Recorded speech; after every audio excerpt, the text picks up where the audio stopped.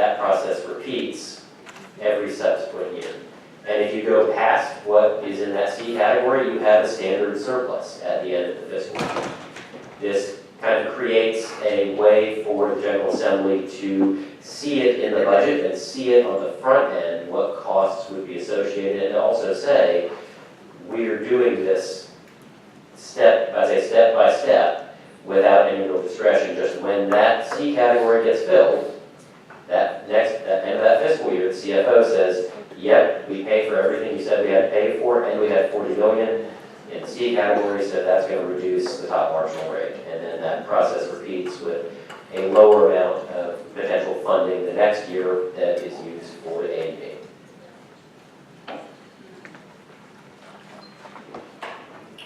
Any other questions?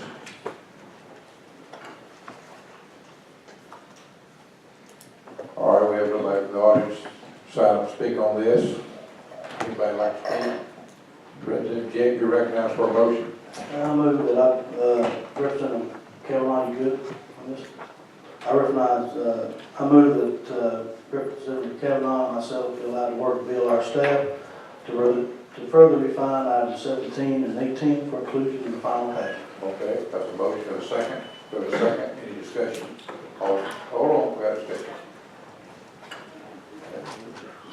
You recognize.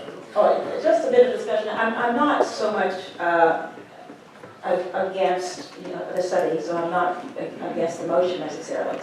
But one of the things I would like us to consider is that once we have funded what's required by the RSA, as we are considering this and studying it, I hope will include also the plethora of other issues, other things we have in the state that we really need to think about funding beyond the RSA that we just are not taken care of. And I keep talking about further investments in our quality of life and whether or not we do have good roads, whether or not we are paying attention to our young people graduating from college with mountains of debt, and whether or not all of our kids are getting off to a good start. So I don't see it as being a pure thing without considering all the other issues out there, Mr. Chair. That's just my comment and discussion on this. Okay, thank you. Representative Johnson, you're up. Okay, so are we talking just about these triggers triggering a lower top tax bracket, or is it lowered for everybody? For purposes of the example that the DFA provided in to BLR for this proposal, it was just an example for purposes of what could be. What the C category change triggers is what the legislature would determine. We used numbers that we had available as an easy example of that top marginal rate and the cost. Okay, thank you. Thank you. Any other discussion?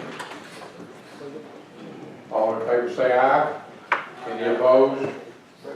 All right, that's good. It moves on. We're going to try to do one or two more. We're going to do proposal 19, the throwback rule. Senator, you're up. All right, proposal 19 would repeal the throwback rule for business income. DFA has estimated to have an impact of approximately $24.5 million for fiscal year 2018. The throwback rule is part of the calculation concerning the apportionment of business income by multi-state businesses. So because Arkansas requires that all sales be reported somewhere, unless their taxpayer is going to be taxed on income, it has to come back to Arkansas. We prohibit nowhere income, so that if it's nowhere income, it comes back and is placed in our sales tax factor. The throwback rule was adopted in 1961 and hasn't been changed since. Iowa and Louisiana do not use the throwback rule. Mississippi does have the throwback rule. Missouri uses the throwback rule only when the taxpayer is using the three-factor apportionment formula. Mississippi has three options in terms of apportionment, and we'll talk about that later. It's only when you're using the three-factor apportionment that they use the throwback rule. Oklahoma uses the throwback rule, and then Tennessee has the throwback rule only for sales of tangible personal property to the United States government, and Texas does not use the throwback rule. DFA, y'all have anything you want to add? Ms. Leonard is very thorough in those descriptions. Okay. Yeah.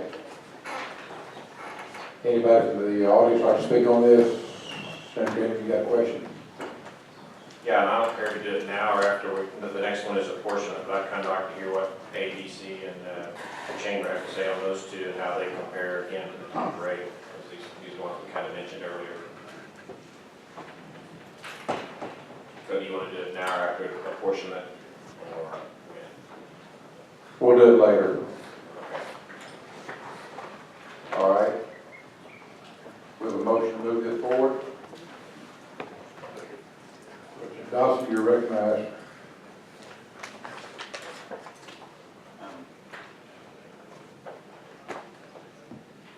I move that, item number 20, concerning the rebuilding. Like 19. 19, I already turned the page here.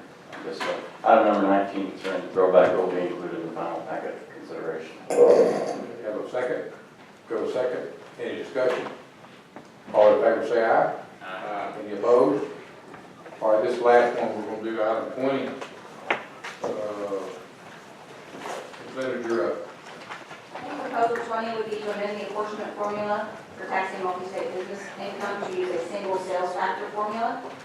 The FMA has estimated this would increase our revenue by $8.8 million based on fiscal year 2016. Arkansas currently apportions business income using a three-factor formula with a double-weighted sales factor. We heard a lot about that last month. In 1961, we created the first apportionment formula, which used the standard three-factor formula. 1995, that was amended to create the three-factor formula with the double-weighted sales factor that we have today. Iowa uses a single sales factor apportionment. Louisiana uses a single sales factor apportionment for most businesses. They have some changes based on the type of business. Oil and gas companies use a three-factor formula with double-weighted sales. Most transportation and service companies use a ratio of the amount of gross apportionable income derived from Louisiana sources to the total gross apportionable income of the taxpayer. Mississippi also uses different apportionment formulas based on a specific type of business. If no other formula is provided for in the law or the regulations, then they use a single sales factor formula. But retailers, wholesalers, service companies, and lessors use a single sales factor formula. Manufacturers selling at wholesale use the standard three-factor formula. And then manufacturers selling at retail use a double-weighted sales factor formula. As I mentioned, Missouri has 3 different apportionment options. The default is a three-factor apportionment.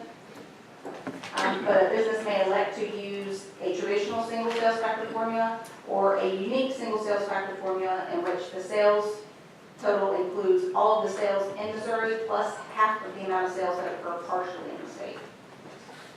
Oklahoma generally uses a three-factor apportionment formula, but businesses that meet certain investment criteria can elect to use a three-factor formula with double-weighted sales. Tennessee uses a three-factor formula with triple-weighted sales, and then manufacturers and financial asset management companies may elect to use a single sales factor formula.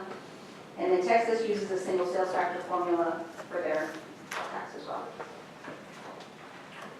Do you have any other thing to add? One small point on the 8.8 million fiscal analysis is that results primarily from a decrease in the tax for the top 50 to 60 corporate taxpayers and an increase in the remainder.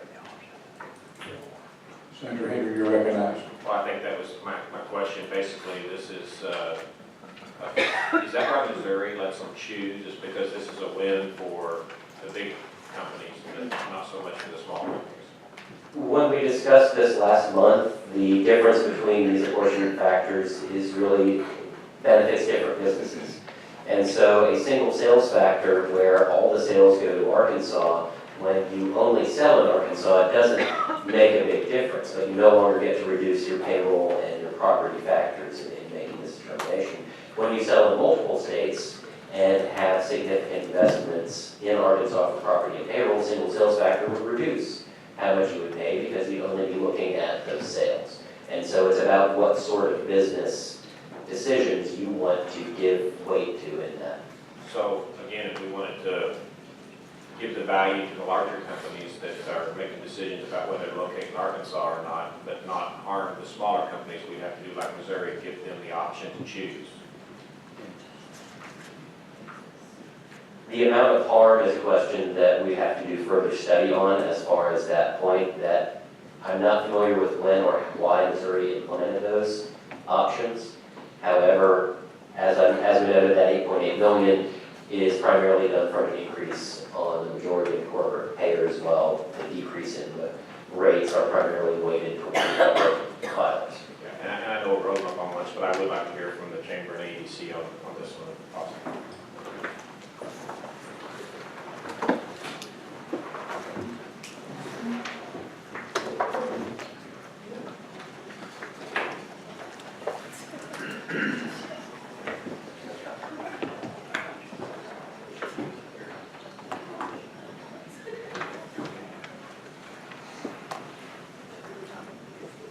Mr. Walden, you come forward, I think your advice is seeking. If y'all will identify yourselves, put your button on. Thank you. Matthew Bach from Dover Dixon Horn on behalf of the Arkansas State Chamber of Commerce. Kurt Mountain Research and Planning for our Arts Economic Development Commission. Kenneth Burleson, General Counsel, AEDC. Go ahead. Thank you, co-chairs and task force members. Of all the policies out here, in my mind, apportionment reform is probably the lowest hanging fruit that you have available for you. For businesses that are doing business in multiple states, the apportionment formula is just as important as the tax rate or almost any other factor. It's the strongest lever that state has to shift the tax burden. Essentially, right now, if you think about the way we have this double-weighted sales factor, effectively you've got a 3.25% tax on income from corporations selling into Arkansas, and you've got a 3.25% tax on jobs and income from jobs and investment in Arkansas.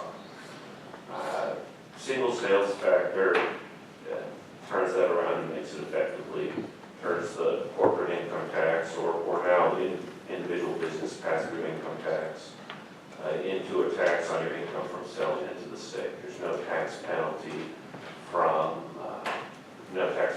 creating jobs in the state, no tax penalty from investing in real and personal property in the state. So while you have, I've heard that $8 million figure there, within that there's a big swing from the tax burden. Essentially you're giving a tax burden, tax cut to in-state businesses and the in-state operations within businesses, and effectively a tax increase on businesses located primarily out of Arkansas and selling into the state. Because you can make up for some of the tax cut by effectively pushing the burden outside of the state. It's been a popular policy. I think of the materials you've been given, it had listed 20 states that had gone to single sales factor, maybe 15 that were still at a more traditional formula. Within that 15, quite a few of them are in the process of moving to single sales factor. You might have the exact numbers on that, but the bottom line is this is a policy move that a lot of other states are moving to, and Arkansas is being left behind. Now within that, besides the basic apportionment formula, you have the throwback rule is an important factor there because it effectively throws back your sales. So let's say you have a retail business in Arkansas and you start shipping to out-of-state customers using UPS or something.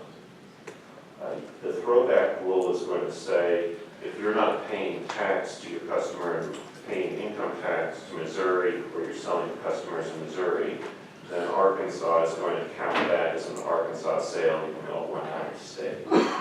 And the idea behind it is to reach sort of full apportionment, but it's very prejudicial for site location decisions on a question of whether to locate in Arkansas or in other states.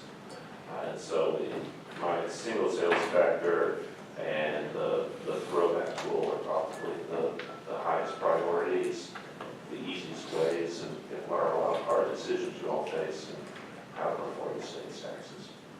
So the throwback rule, Bill, would basically be a $24.5 million cut to in-state businesses, and the apportionment about a $9 million tax increase to out-of-state businesses because of the way it's being apportioned. I would guess it's probably like a 50 or 100 million, again, the people with the statistics give estimates, but it's probably a much larger cut going to single sales factor for in-state businesses. And even if you think about in-state operations, I hear from plant controllers who, they're part of a big company and, you know, that is what it is. But they, at their plant level, get pressure and get complained at because Arkansas is not single sales factor, because Arkansas has this formula plus the throwback rule. And so even for intra-corporate competition within a company to get the expansion, it's an important factor. Okay.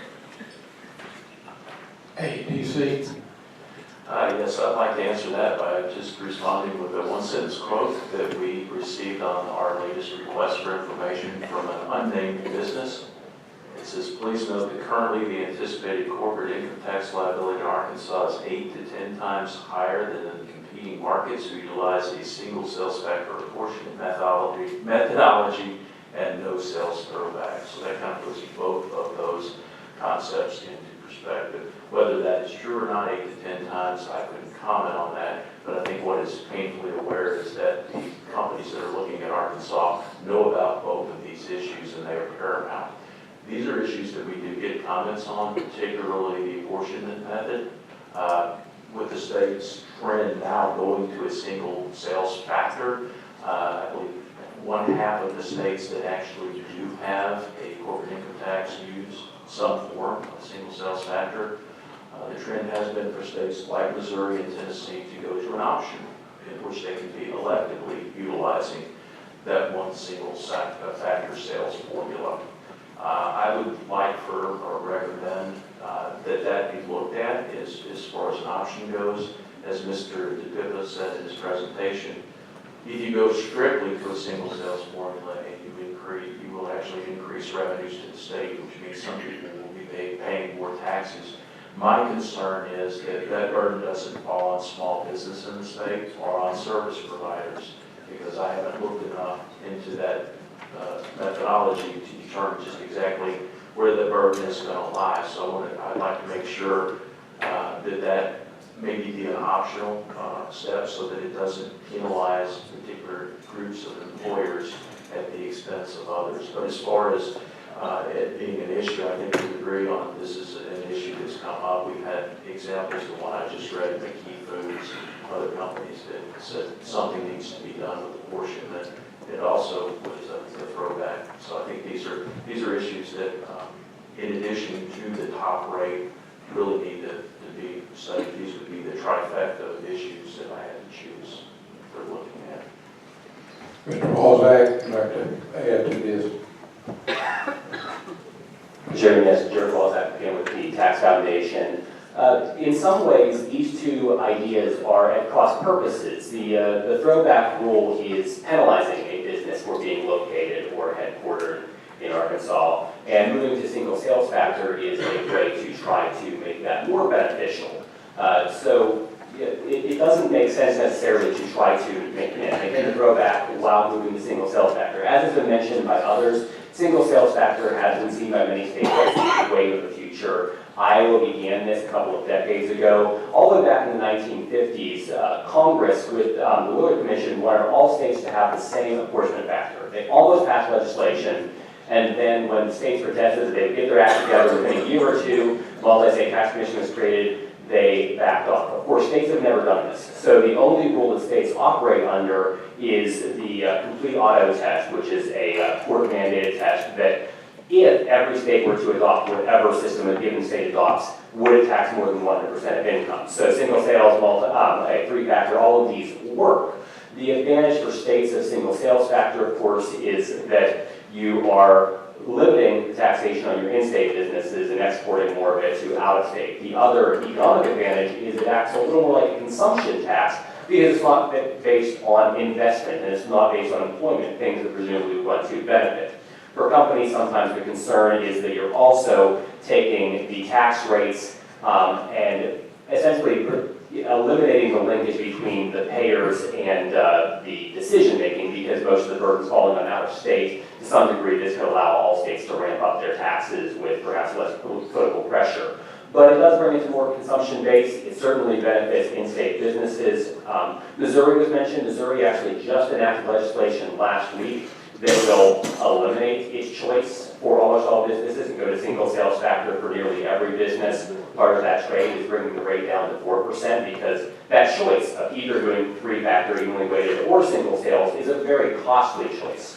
And in some respects, I think if you're providing a choice, that's why not provide a rate reduction? Because if you're going to make sure everyone gets the most advantageous option, a rate reduction is probably a better way to do that. More businesses will realize that because it's this really flashy thing. But if you're looking for one approach, single sales factor, I can't make a claim that it is a more principled approach. I'm not sure if it is a more principled approach, but it's certainly where a lot of states are going. And if states were uniform in their treatment, that would probably be better for all of us.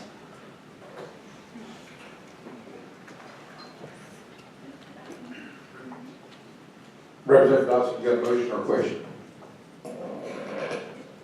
Kind of both, but I think State Chamber. How much for speeding the process, so.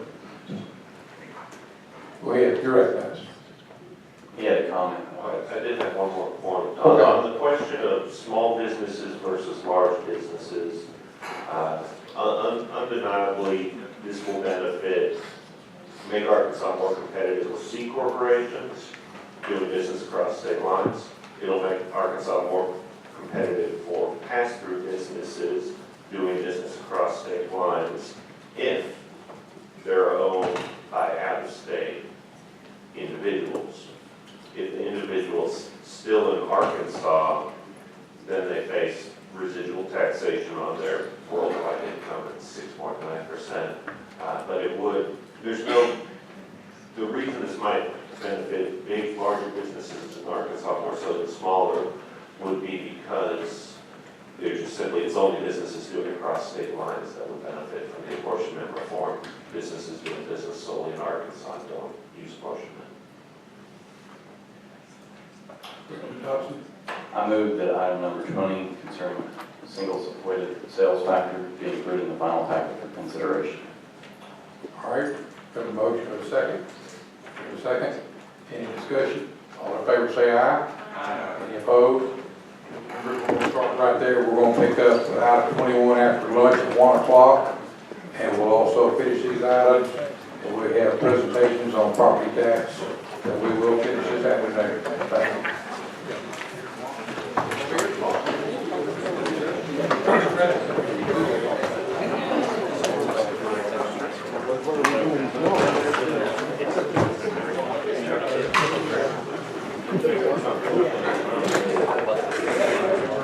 you.